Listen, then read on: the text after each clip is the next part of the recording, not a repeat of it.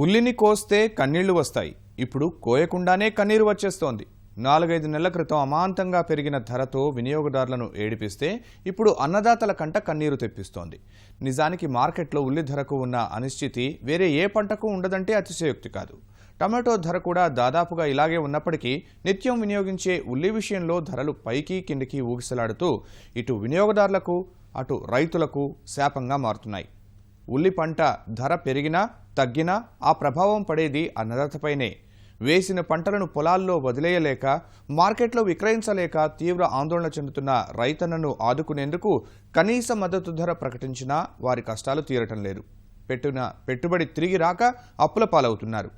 ఉల్లి రైతుకు ఎప్పటికీ ఇదే పరిస్థితా? ఉల్లి ధరలు ఇంతలా పడిపోయిన పరిస్థితుల్లో రైతన్నలను ఆదుకునేవారు ఎవరు? ప్రతిసారి రైతుల అంచనాలు ఎందుకు తప్పుతున్నాయి? వీరికి సరైన సలహాలు ఇచ్చేవారు లేరా? ఉంటే ధరల్లో ఈ అనిశ్చితి ఎందుకు ఏర్పడుతోంది?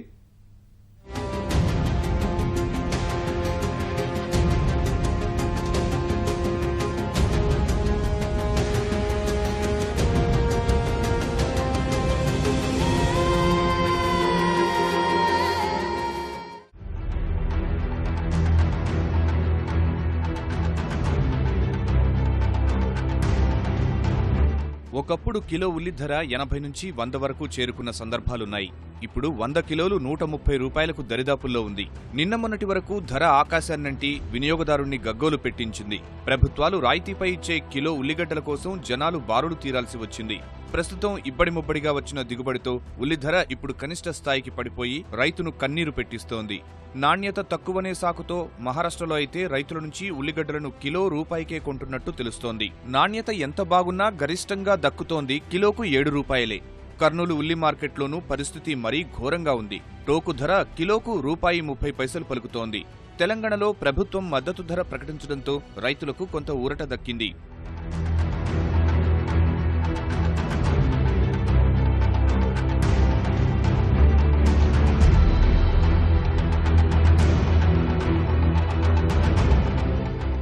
ప్రస్తుతం ఉల్లి పంట లాటరీ మాదిరిగానే ఉంది. అదృష్టం బాగుండి లాటరీ తగిలితే రైతు లక్షాధికారి అవుతాడు, లేదంటే అప్పుల పాలవుతాడు. ఇది ఏ రాష్ట్రానికో ప్రాంతానికో చెందిన సమస్య కాదు, యావత్ భారతదేశానికి సంబంధించిన సమస్య. ఒకవేళ లాటరీ తగిలినా కొందరు రైతులకు మాత్రమే మంచి లాభాలు వస్తాయి. ఈలోగా ప్రభుత్వాలు స్పందించి విదేశాల నుంచి ఉల్లిని దిగుమతి చేసుకుంటాయి. ఫలితంగా రేట్లు మళ్లీ పడిపోతాయి. రైతుకు నిరాశ తప్పదు. ఇది దేశంలో ఉల్లి రైతుల దుస్థితి.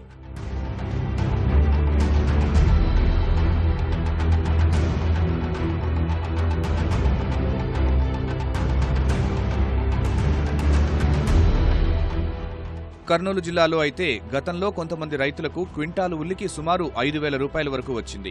ఆ ధరలు చూసి రైతులంతా ఉల్లిని సాగు చేయటం ప్రారంభించారు. ప్రభుత్వాలు సాగు వేయమని రైతులను ప్రోత్సహించాయి. కానీ కనీసం నెల రోజులైనా గడవక ముందే ధరలు పడిపోయాయి. సర్కారు రంగంలోకి దిగి రైతుల నుంచి నేరుగా ఉల్లిని కొనుగోలు చేసి చౌక ధరల దుకాణాలు, రైతు బజార్లలో విక్రయించింది. భారత ప్రభుత్వం విదేశాల నుంచి చేసుకున్న ఉల్లి దిగుమతులతో ధరలు మరింత పడిపోయాయి. అప్పటి నుంచి ఇప్పటి వరకు ధరలు పెరగలేదు సరికదా, ఉల్లి రైతులకు కనీసం గిట్టుబాటు ధరలు సైతం రావటం లేదు. గతేడాదిలాగా ఈ ఏడాది ధర రాకపోతుందా అన్న ఉద్దేశంతో భారీగా ఉల్లి సాగు చేసిన రైతులకు రవాణా ఖర్చులైనా దక్కడం లేదు.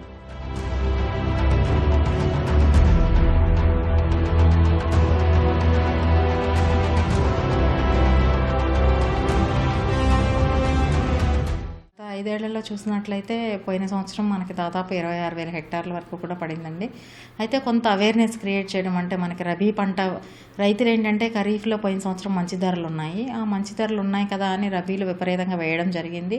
అయితే మనకి రబీలో కూడా చూసాం, పోయిన సంవత్సరం మనము ఒక క్వింటా 600 నుంచి మనకి 1,400, 1,500 మ్యాక్సిమం అమ్ముడైంది.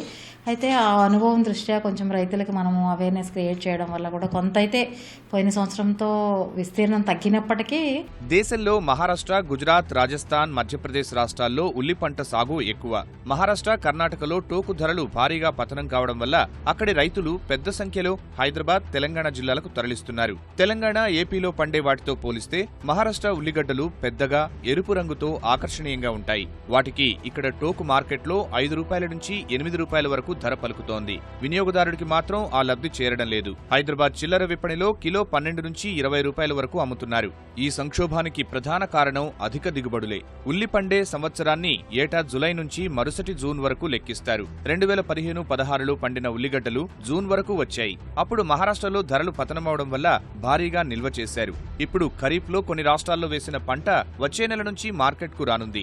ఈ నేపథ్యంలో మహారాష్ట్ర నుంచి నిల్వలను మార్కెట్లకు తరలిస్తున్నారు. ఫలితంగా సరకు వెల్లువెత్తి ధర పతనమవుతోంది. ఇప్పుడు మహారాష్ట్రలో లాస్ట్ ఇయర్ వచ్చిన పంట అధికంగా రావడం వలన, అది ఇంకా స్టాక్స్ ఉండడం వలన మన ఏపీ ఉల్లి కొంత డిమాండ్ అనేది తగ్గింది. మహారాష్ట్ర భోపాల్ కూడా ప్రైస్ అనేది మార్కెట్లో తక్కువ ఉండడం వల్ల దాని ప్రైస్ మీద మన ఏపీ ఉల్లి రేట్ అనేది ఆధారపడి ఉంటుంది. కాబట్టి ప్రజెంట్ అయితే మార్కెట్లో 700-800 వరకు మ్యాక్సిమం వెళ్తూ ఉంది. 500 వరకు మోడల్ ప్రైస్ ఉంది. మహారాష్ట్రలో ఎక్కువ సరుకు రావడం వలన, అది ఇంకా స్టాక్ ఉండడం వలన మన ఏపీ ఉల్లి మీద ఆ ధర ప్రభావం అనేది. తెలుగు రాష్ట్రాల్లో అత్యధికంగా కర్నూలు జిల్లాలో ఉల్లి సాగవుతోంది. రాష్ట్రంలోని 13 జిల్లాలు సహా తెలంగాణ, తమిళనాడు, పశ్చిమ బెంగాల్ తదితర ప్రాంతాలకు ఉల్లి ఎగుమతి అవుతోంది. కర్నూలు జిల్లాలో ప్రస్తుతం రోజు 2000 టన్నుల ఉల్లి దిగుబడి వస్తోంది.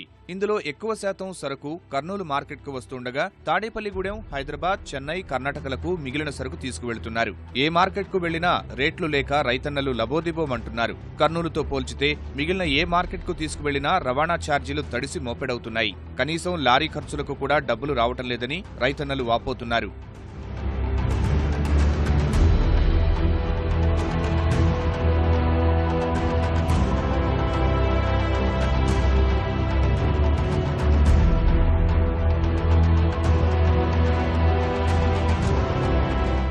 ఇంతవరకే 200కి 100 రూపాయలకు పలకరించిన 4 రూపాయలు లేరు సార్. ఇటైతే చావాల్సిందే సార్. ఏం లేదు, 1,00,000 2 లక్షలు 2 ఎకరాలు వేసినోడు ఉన్నాడు, 3 ఎకరాలు వేసినోడు ఉన్నాడు.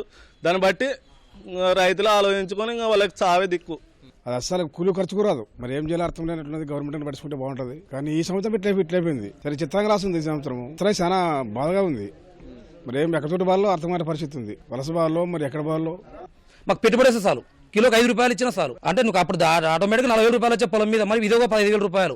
మళ్ళీ ఇక్కడ కమిషన్ ఇప్పుడు బ్యాగ్ 10 రూపాయలు దీని ఖర్చు అంతా లెక్కేస్తే ఏం లేదు సార్. ఆత్మహత్యలు చేస్తే దగ్గర కూర్చున్నాం. రైతుల పరిస్థితి ఏమి? ఇప్పుడు నేను 3 ఎకరాలు నాటినా 1,80,000 రూపాయలు పెట్టుబడి వచ్చింది. నాకు 1,80,000 రూపాయలు బూడిదలో పోయినాయి. ఏమని చెప్పాలా మా పరిస్థితి? ఎక్స్పోర్ట్ చేయొచ్చు కదా గవర్నమెంట్. రైతు ఏమో వెన్నెముక అంటారు. ఏది వెన్నెముక? ఉల్లిగడ్డ కనీసం కిలోకు 10 రూపాయలు రేట్ లేకపోతే ఎట్ట బతుకుతారు రైతు? పచ్చిమిరపకాయ రూపాయి, టమాటా రూపాయి, ఉల్లిగడ్డ 2 రూపాయలు కిలో. మహారాష్ట్ర అక్కడ ఊకే ఫ్రీకి ఇస్తున్నామంటున్నారు. మళ్ళీ ఎక్కడ వాళ్ళ రైతు? ఇప్పుడు ఇట్లా వస్తే వచ్చే సంవత్సరం ఎట్ట బతకాలా? ఏం పిల్లలు ఏం చేసుకుని బతికించాలా? వాస్తవానికి ఉల్లి సాగు ఖర్చుతో కూడుకున్న వ్యవహారం. దిగుబడులు బాగా రావటానికి రైతన్నలు ఎక్కువగా ఖర్చు పెడుతున్నారు. నారు కొనుగోలు, ఎరువులు, పురుగు మందులు, కూలీ ఖర్చులు, ఇలా ప్రతి ఒక్కటి ఖర్చుతో కూడుకున్నదే. ఉద్యాన పంటైన ఉల్లిని సాగు చేయటానికి ఎకరానికి సుమారు 50 నుంచి 70,000 రూపాయల వరకు పెట్టుబడి పెట్టాలి. ధరలు పడిపోయి కనీసం ఆ పెట్టుబడులైనా రాక రైతన్నలు ఆందోళన వ్యక్తం చేస్తున్నారు. మద్దతు ధర కల్పించాలని రోడ్డెక్కుతున్నారు. ఆ ఆందోళనలపై స్పందించిన రాష్ట్ర ప్రభుత్వం రైతుల నుంచి నేరుగా కొనుగోలు చేసి క్వింటాల్కు కనీసం 600 కనీస ధర, 800 గరిష్ట ధర చెల్లించాలని నిర్ణయించింది.